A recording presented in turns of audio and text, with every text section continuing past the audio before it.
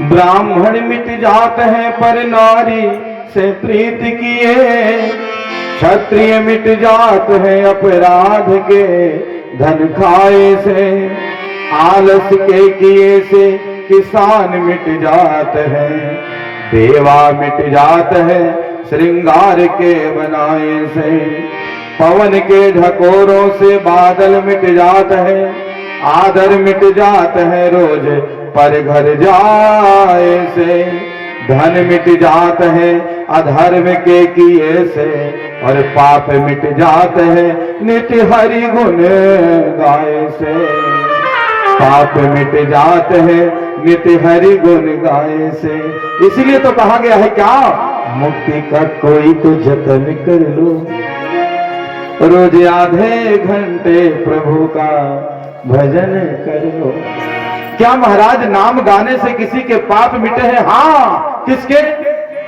कान कुब्जे दुजह कश्चिद दासी पति रजा मिला, नामना नष्ट सदाचारो दास्या संसर्ग दूषिता।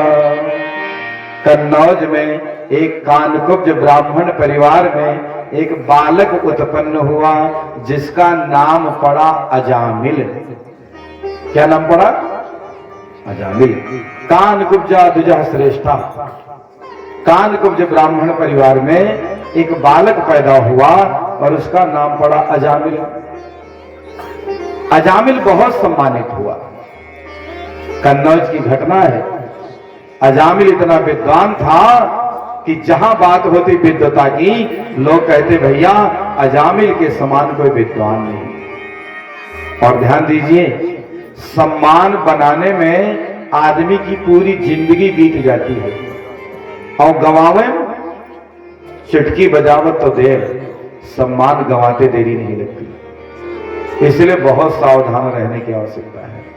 हमारे गांव में कहावत है कि नंगा नाचे हाटे का। जिस आदमी को कोई नहीं जानता पहचानता है, वो चाहे जौन घटिया कर्म करे उसको कोई नहीं कहेगा, लेकिन आपको समाज में 10-50 लोग पहचानते हैं, आप खराब करोगे तो सारा सम्मान मिट्टी में मिल जाएगा। इसलिए वे लोग जिनकी समाज में जान पहचान है, 10-50 लोग जानते हैं, उनको सदा बुरे कामों से दूर रहना चाहिए। कोई बुरा विचार मन में आवे तो 1000 बार सोचो कि अगर ऐसा हमसे हो गया और उन लोगों को पता चला जिनसे हमारा जान पहचान है तो सम्मान का क्या होगा। बनाने में जिंदगी गुजर जाती है, गंवाने में समय नहीं लगता। अजामिल बहुत विद्वान था, लेकिन थोड़ी चूक हो गई। ध्यान दीजिए, सबसे ज्यादा किसको सुधारना है माताओं बहनों? बात मत करो शकुंतला। सबसे ज्यादा किसको संवारना है? अपने कान को और अपनी आंखों को। यदि आंख से हम गलत देखेंगे तो बुद्धि हमारी खराब हो जाएगी। कान से खराब बात सुनेंगे तो बुद्धि हमारी खराब हो जाएगी। ये मोबाइल में शॉर्ट वीडियो के नाम पर अश्लीलता फूहड़ता का वीडियो देख देख करके लोगों का जिंदगी कैसे माटी में मिला जा रहा है। एक फिल्म देखते थे 3 घंटे का, तब एक कहानी समझते थे। अब हर 15 सेकेंड पर व्यक्ति का माइंड अपडेट हो रहा है। अब वही फूहड़ता वाला रील। इसलिए कोई बुरा चित्र सामने आवे, उसको देखने से अपने को बचाना है। बुरी चीज देखेंगे तो बुद्धि बिगड़ जाएगी, धीरे धीरे मन उधर चला जाएगा। खराब चीज सुनेंगे, गंदा और फूहड़ वाला गाना सुनेंगे तो भी बुद्धि विकृत हो जाएगी। तो क्या गाना ना सुनो? हम कहाँ कहते हैं ना सुनो। हम तो कहते हैं कि गाना खूब सुनो, लेकिन भजन सुनो। अच्छी अच्छी भजन भी तो अच्छी अच्छी धुन में आ गई हैं, उनको सुनेंगे तो संगीत का आनंद मिलेगा और बुद्धि नहीं खराब होगी। फिल्म पिक्चर देखने की आदत है, खूब देखो। रामायण देख लो, शिव महापुराण, विष्णु महापुराण, श्री कृष्ण वाला सीरियल देख लो, बुद्धि भी ना खराब हो। और जिसने अपने आंख को और अपने कान को ठीक कर लिया, उसकी जिंदगी ठीक हो गई। नहीं तो जिस दिन लत पड़ गई खराब चीज देखने की और खराब चीज सुनने की, तो बुद्धि बिगड़ने में देरी नहीं लगेगी। कथा कीर्तन मन ही न भावे और नौटंकी रोज नचावे। ये दशा बनेगी तो बात नहीं बनेगी। पंडित जी कथा बांच रहे हैं और देवी जी बीच में बैठ के बतवाए रही हैं, लेकिन कहीं पंचायत हो रही हो दूसरे की, तो अगर भोजन मुंह को जा रहा है तो रास्ते में रुक जाएगा। क्या भवा का उनके साथ बहुत झगड़ा होगा, बढ़िया भाग लो, क्या पसंद है हमको, और फिर कहते बुद्धि में सदाचार आवे, नहीं आवेगा। इसलिए आदत बनानी है अच्छा सुनने की, अच्छा देखने की। एक दिन अजामिल पूजा करने के लिए बगीचा में गया था, पुष्प लाने। एक वेश्या को देखा, उसकी सुंदरता पर मंत्रमुग्ध हो गया, अपने घर में बुला लाया और अपनी विवाहिता पत्नी को घर से बाहर निकाल दिया। ध्यान दीजिए, पराई स्त्री के कहने पर जो अपनी पत्नी को मारेगा पीटेगा, उसको नरकम ठौर नहीं मिलेगी, ध्यान रहे। इसलिए घर की गृहिणी सुखी रहेगी तो परिवार सुखी रहेगा। घर की नारी रोएगी, पत्नी को मारोगे पीटोगे तो जिंदगी नरक हो जाएगी, जिंदगी में कमाई में बरकत न होगी। नारी सुखी होगी तो परिवार सुखी होएगा, नारी दुखी होएगी तो परिवार दुखी होएगा। यही देख लो, जिनके घर में कलह कलेश है पति पत्नी में, उनके घर से दरिद्रता नहीं जाती, क्योंकि शास्त्र कहते हैं जहां सुमति तहां संपत्ति नाना, और जहां कुमति तहां विपत्ति नाना। यदि संपत्ति चाहिए तो सुमति पैदा करो, और विपत्ति चाहिए तो कलह कलेश करो। अजामिल ने अपनी विवाहिता पत्नी को घर से बाहर निकाल दिया, वेश्या को घर में रख लिया। रोज आदत थी पूजा करने की, सवेरे माला लेकर बैठे तो दौड़ के आए, माला जपना बंद करो, जाओ धन कमा के लाओ। अजामिल चला धन कमाने। ध्यान दीजिए, अमीर बनना बहुत जरूरी है, लेकिन इतना जरूरी नहीं कि हम अपना ईमान गंवा दें। बेईमानी से आदमी जल्दी अमीर बन जाता है, लेकिन अंत में दुर्दशा होती है। पर लोग कहते हैं हम तो ईमानदारी करते हैं, दुखी है, वह देखो बेईमानी करते कतरा सुखी हुई। आगे देखो का वह दशा हुई। प्रारब्ध का खेल है, समय बड़ा बलवान भैया, समय बड़ा बलवान। एक दिन घूम कर आता जरूर है। तो अजामिल जो विद्वान अजामिल था, वेश्या के चक्कर में पड़कर डाकू अजामिल बन गया। जिसकी विद्वता के चर्चे थे, उसको लोग उटपटांग कहने लगे, लोग अपने घरों में डर डर के रहने लगे, और इतना खूंखार डाकू बन गया कि महाराज अगर साधु संत मिल जाए तो उन्होंने नहीं छोड़े, उनके लंगोटा और सोटा और कमंडल तक छीन लिए। इतना खतरनाक डाकू बना। एक दिन घटना घटी, अयोध्या जी से 25 महात्मा वृंदावन चले यात्रा करने पैदल। उस जमाने में गाड़ी मोटर नहीं होता था, रात हो जाए कोई गांव पड़ जाए तो रुक जाते थे। रास्ते में अजामिल का गांव पड़ गया, संझा हो गया। चौराहे पर कुछ लोग बैठे दूसरे घर का पंचायत करत रहे। उनसे पूछा, अच्छा हर गांव में ठलुहा रहा था, जेके कोनो काम न रही, लिहा ताश और चिलिम चौराहे बैठ रही है और दूसरे घर का पंचायत करी है। जब काम ही नहीं है तो क्या करेंगे, पंचायतें करेंगे। बगही गांव तो नहीं है, सब व्यस्त है। तो अजामिल के गांव में बैठे रहे कई लफंगे दुष्ट। महात्मा जी ने कहा, बच्चा किसी भक्त का घर बता दो, हम 25 साधु रात भर रहना चाहते हैं। तो उसमें से एक दुष्ट ने कहा, बाबा अजामिल के घरे जाओ, बहुत सेवा करेगा, उससे बड़ा भगत हमारे पूरे गांव में नहीं है, और बढ़िया दक्षिणा पई हो। बाबा तो चले गए। तब ठेलुहा कहीं नब्बे देखो इनका सोटा लगवटा कोई छीन लेते। संत पहुंचे, अजामिल के द्वारे आवाज लगाई, अलाप निरंजन खोल दे, पलक देख ले झलका झलक। अजामिल तो था नहीं। पत्नी बाहर आई तो महात्मा जी कहते हैं, बच्ची कहां है भक्त अजामिल, हम 25 साधु तुम्हारे घर रहना चाहते हैं एक रात। अजामिल की पत्नी के आंखों में आंसू आ गए। उसने कहा, बाबा मेरी मां ने मुझे बचपन में कहा था कि दुनिया में सबसे झूठ बोलना, लेकिन संतों से कभी मत बोलना। मैं सच कहती हूं, हमारे पति कोई भक्त नहीं, वे तो डाकू हैं। महात्मा जी का कलेजा कांप गया। वाह दुनिया वालों, हमने पूछा था भक्त का घर तुमने डाकू के घर भेज दिया। फिर सोचने लगे शायद आज हमारे राम जी की यही इच्छा है, मैं यहीं रुकूंगा। कहने लगे बच्चा, हम 25 साधु तुम्हारे घर रुकेंगे, कुछ खाने पीने का प्रबंध कर दो। अजामिल की पत्नी ने कहा, बाबा मैं आपको अपने घर भोजन नहीं करा सकती। क्यों? क्योंकि हमारे घर का खान पान अशुद्ध है। पहले लोग किसी का व्रत नियम नहीं भंग करते थे। चलो भैया आप शुद्ध हो, सात्विक हो, भगत हो तो ठीक है रहो, लेकिन अब तो लोगों को नियम बिगाड़ने में इंटरेस्ट है। एक आदमी दारू पी के आ गया तो किसी ने कहा कि भैया ये क्या किया? कहने कहा बताइए ससुराल गन्ना साले हमने नाई मानिन पियाए नहीं, वो तो हर साले हो कि शत्रु हुए। बोलो, जो आपको शराब पिला दे वो आपका रिश्तेदार है कि शत्रु?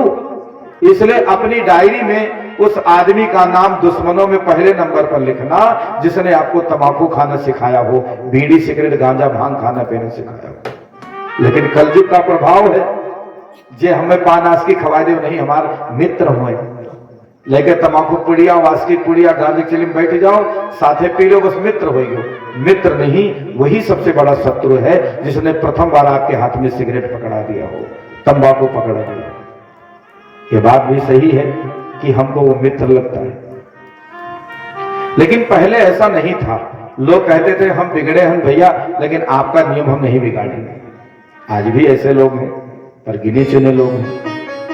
अजामिल की पत्नी ने साफ साफ कह दिया, आप साधु महात्मा हो, हमारे घर की रसोई शुद्ध नहीं है, मैं आपको नहीं अपने घर खिला सकती, लेकिन बाबा जी आप रुकना चाहते हो तो आटा ले लो, चोखा की सामग्री ले लो, कंडा उपला ले लो और अपने आप हाथ से बना के खा लो।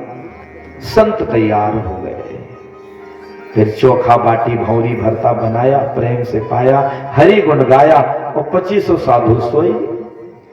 रोज अजामिल 4 बजे सवेरे आता था। उस दिन आधी रती एक आएगा। 25 साधु का अपने दरवाजे पर सोया देखा, दिमाग उसका फ्रंट हो गया। कौन बुलाया है तुमको?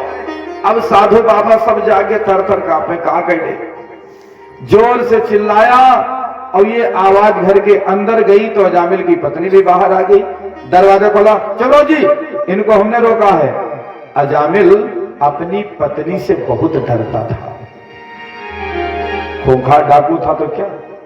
अच्छा देखो, कलेक्टर जब किसी डिपार्टमेंट में पहुंचता है तो पूरा विभाग कांप जाता है, वे कौन फाइल मांग ले। लेकिन कलेक्टर जब अपने घरे जाता है तो वह हाड़ कांप जाता है श्रीमती जी के सामने। अपने पत्नी दुनिया में क्या न डरात है, बगही वाले चाहे न डरात हो, वही नहीं सकत है, सब डरते हैं कि न डरात हो। जौने दिन पत्नी से डरा बंद कर दे हो, घर में हाहाकार मच गई। कुछ मुद्दों पर डरना भी चाहिए। पत्नी कौन? जो पति पर हमेशा रहे तनी। हमने कल भी कहा था, भृगुटी विलास सृष्टि लय हुई, गुर्रानी न है हमेशा, और गुर्राना भी जरूरी है।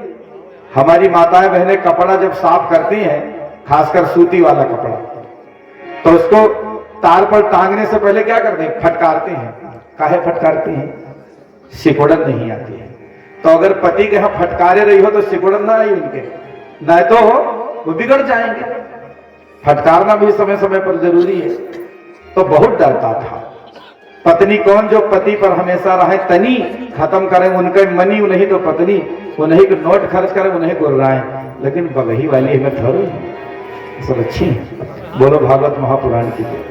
भाइयों बहनों, मैं प्रार्थना कर रहा था, अजामिल की पत्नी ने कहा इनको हमने रोका है। अजामिल तुरंत शांत हो गया। अरे आप रोके हुए तो चाहे जय दिन रहे, घर में चले गए।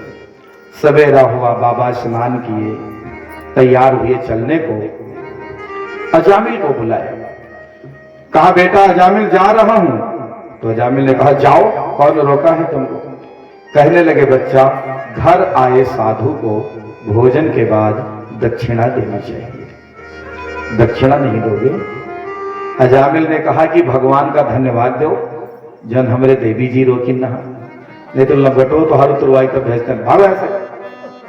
महात्मा जी कहते हैं बेटा हमें पैसा नहीं चाहिए, साधु धन का भूखा नहीं होता है, साधु तो अपने शिष्य का कल्याण चाहता है। बोलो क्या चाहिए?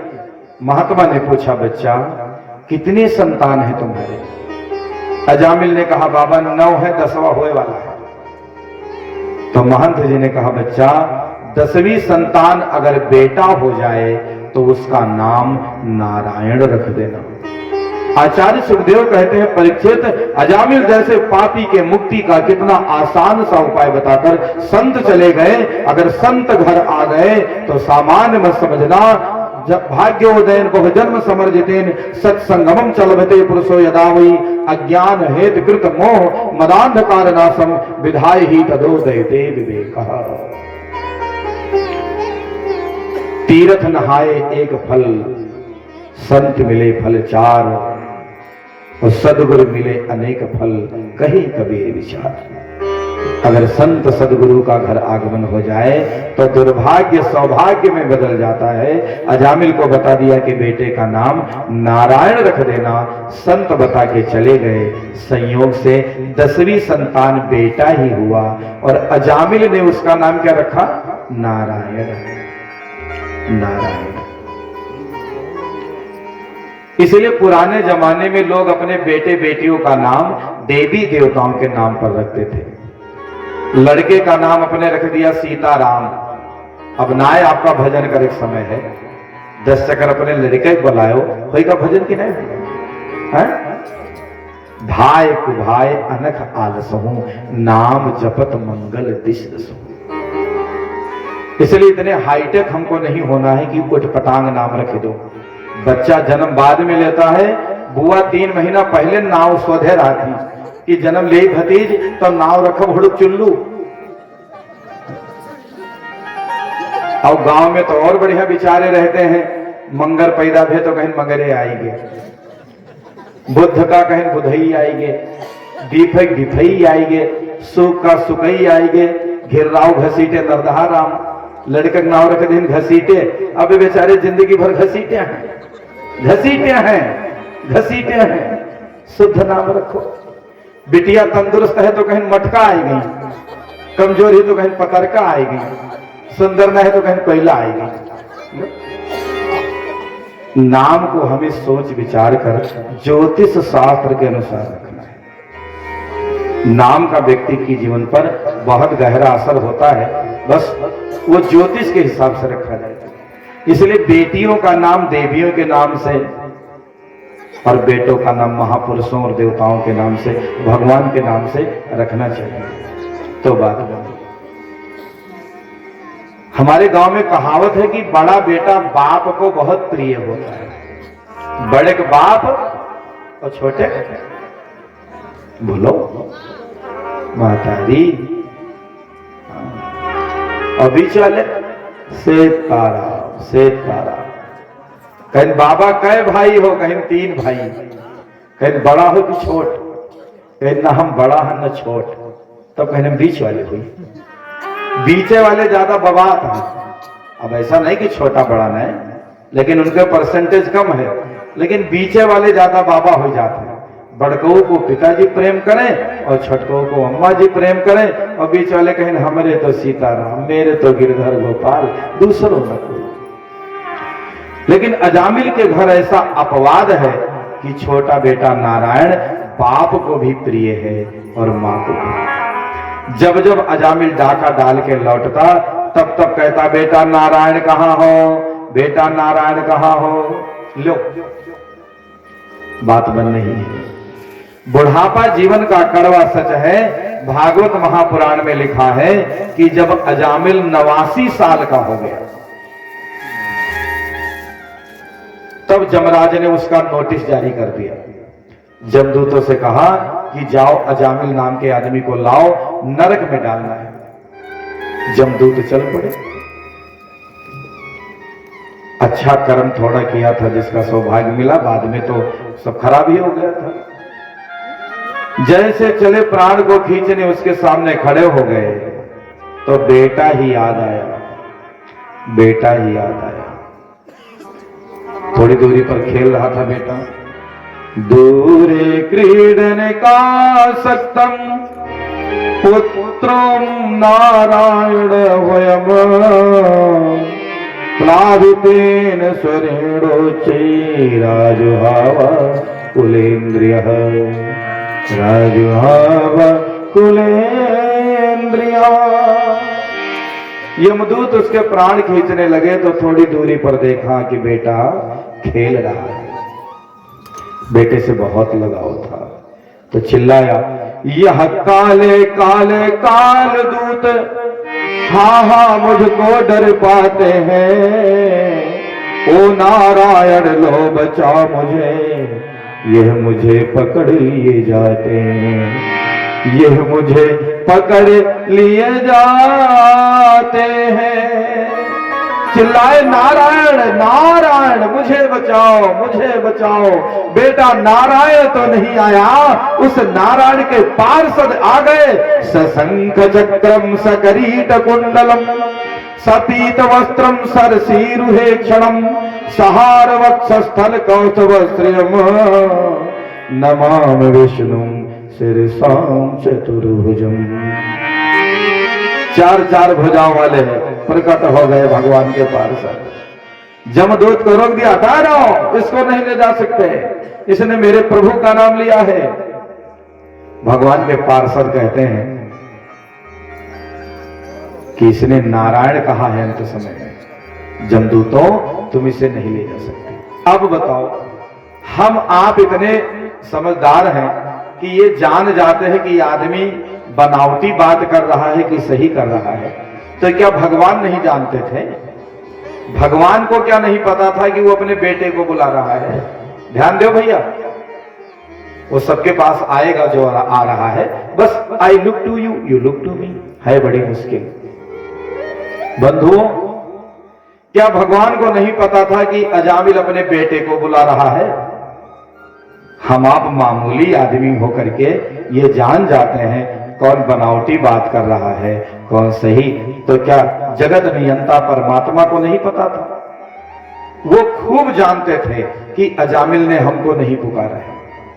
भगवान को इस बात का पता था कि हमको नहीं पुकारा है, अजामिल ने पुकारा अपने बेटे को है, लेकिन वे तो बहाना चाहते हैं, कोई बहाना बना लो, न जाने कौन से गुण पर दयानिधि रीझ जाते हैं। भगवान कभी नहीं चाहते कि हमारा भक्त भटके दुख मिले, लेकिन हमारे अंदर जो अघ बैठा है, जो पाप बैठा है, जो अघासुर बैठा है, वही कुकर्म करवा देता है। इसलिए कुछ मौका तो दो भगवान को कृपा करने की। वे बहाना चाहते हैं, एक भी बहाना कोई ढूंढ दे जिससे छोड़ दे बहाना, बना दे बहाना, जिससे परमात्मा उसके करीब आ जाए। पुकारा बेटे को था, बहाना पकड़ भगवान ने पार्षदों को भेज दिया। जमदूत कहते इसने पाप किया है, भगवान के पार्षद कहते हैं पाप पुण्य की परिभाषा जानते हो क्या है? यमदूत कहते हैं कि वेद ने जिस काम का विरोध किया है वह पाप है, और वेद ने जो करने की आज्ञा दी है वही पुण्य है। तब भगवान के पार्षद कहते हैं कि वेद जिनकी आज्ञा से प्रकट हुआ है उन्हीं परम प्रभु नारायण का तो इसने ध्यान किया है, इसलिए नहीं ले जा सकते। फिर वो झोंकेगा, लात घूसा चल गए, जमदूत भागे वहां से, छोड़कर भागना पड़ा उन्हें। तब अजामिल बहुत पछताया कि बेटे का नाम रखकर नारायण को पुकारा तो हमारे लिए प्रभु के पार्षद आ गए। यदि जीवन भर 10-5 मिनट पुकारा होता तो हमारी सदगति हो जाती, दुर्गति से बच जाती। 89 साल की उम्र में अजामिल के मन में फिर से प्रबल वैराग्य आ गया। कन्नौज से हरिद्वार चले गए और वहीं भागवत जी के 10वें स्कंद का पाठ करके परमात्मा में निमग्न हो गए। बंधुओं, जमदूतों ने जाकर के यमराज से कहा, महाराज हम तो पूरी दुनिया का मालिक जानते थे आप हो, लेकिन वहां जैसे हमने अजामिल को पकड़ना चाहा, प्राण खींचना चाहा, उसने अपने बेटे का नाम लिया नारायण, बस 4 हाथ वाले। वो कहने लगे हमारे प्रभु का नाम ले लिया, तो क्या कोई आपसे भी बड़ा है? तो यमराज कहते कीप साइलेंट, तेज मत बोलो, नहीं तो इस नाम को अगर कोई सुन लेगा तो काम खराब हो जाएगा। क्या? अरे भाई, जिस डिपार्टमेंट में काम ही ना हो वैकेंसी काहे निकलेगी? जब कोई नरक ही नहीं जाएगा तो जमदूत और जमराज के कौन काम? तो कहा महाराज तब किसको लावे? जमराज कहते हैं तुम लोग पूछते थे पूरी दुनिया के मालिक आप हो, किसका ध्यान करते हो? तो सुनो, मैं उन्हीं परम प्रभु नारायण का ध्यान करता था। उनकी आज्ञा से हम 12 लोग अपने काम में सदा लगे रहते हैं। इसलिए भैया नरक में उनको हिलाना, किसको? जिनको कथा सत्संग भावे ना, जो प्रभु का नाम गावे ना, और गलती से कथा में पहुंच गए तो भी हल्ला मचावे, ऐसे लोगों को खींच के लाना और नरक में पटक देना। तो शांत चित्त बैठे, प्रभु का नाम गाए तो बात बन जाएगी, तेरी बिगड़ी बना देगी चरण रज राधा प्यारी की। बंधु, अजामिल के इस प्रसंग को जो सुनता है भगवान उसके पाप ताप संताप का निवारण कर देते हैं, वह आनंद पूर्वक रहता है। अंत में योग दुर्लभ परम वैकुंठ धाम की ओर प्रस्थान करता है। यहाँ से पंक्तियां बोली जाएंगी, सब भाई बहन बड़े भाव बड़े प्रेम के साथ श्रवण करेंगे। दोहराने को तो हम नहीं कहेंगे, क्योंकि इस समय आप लोग कीर्तन दोहराने की स्थिति में नहीं है। जो है स्थिति में वो दोहराएंगे, और नहीं जिनके हाथ में है वो उसकी ओर ध्यान रखेंगे, कीर्तन सुनेंगे। सब भाई बहन बोलेंगे, राम नाम रटते रहो जब लग घट में प्राण, तब हो तो दीन दयाल के भनक पड़ेगी का।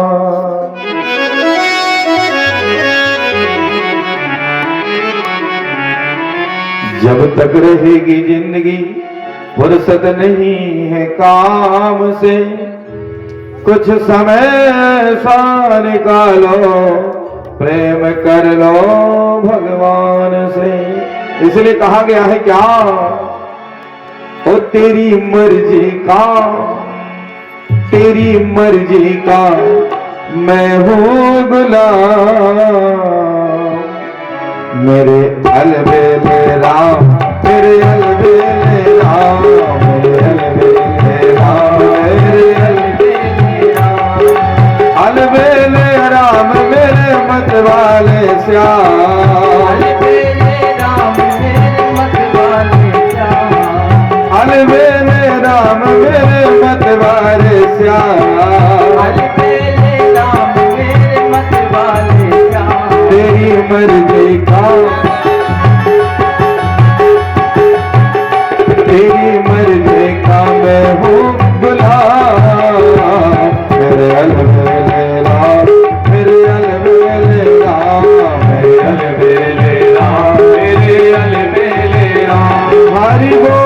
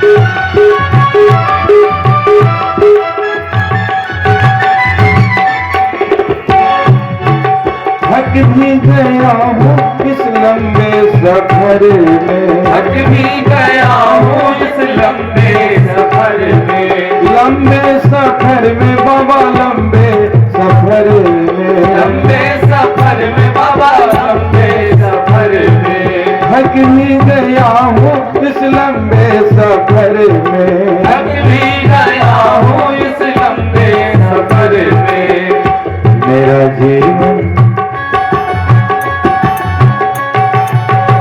मेरा जीवन हुआ बदनाम, मेरा जीवन हुआ बदनाम, अलबेले राम मेरे अलबेले राम मेरे अलबेले राम मेरे अलबेले राम हरि बोल अलबेले राम मेरे अलबेले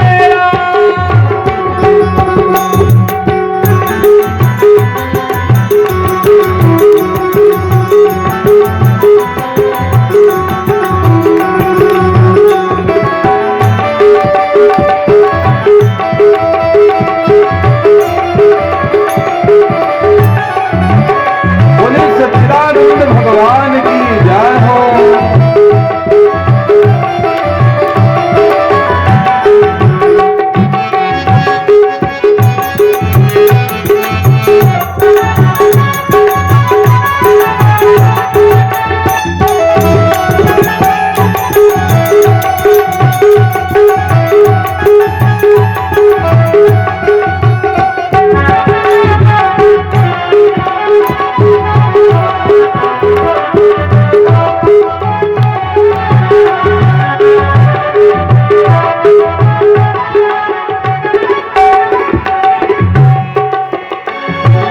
तेरी रजा में अब कर ली है राजी तेरी रजा में अब कर ली है राजी तेरी रजा में कर ले है राजी तेरी रजा में अब कर ली है राजी कर ले है राजी कर ले है राजी कर ले है राजी कर ले है राजी तेरी रजा में करी ले है राजी तेरी रजा में करी ले है राजी दे दो सजा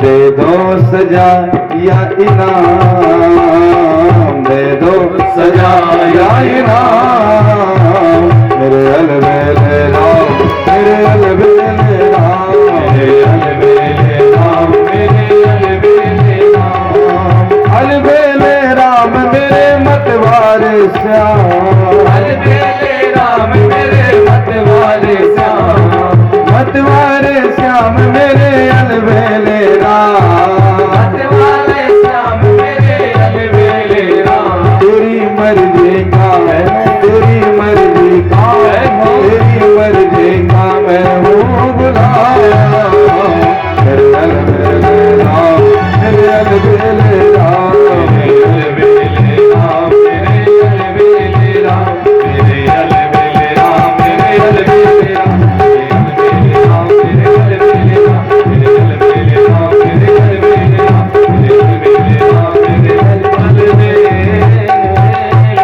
राम बोले सच्चिदानंद भगवान की जय हो। तेरी मर्जी का मैं हूँ गुलाम मेरे अलबेले राम मेरे अलबेले राम मेरे अलबेले राम मेरे मतवारे श्याम।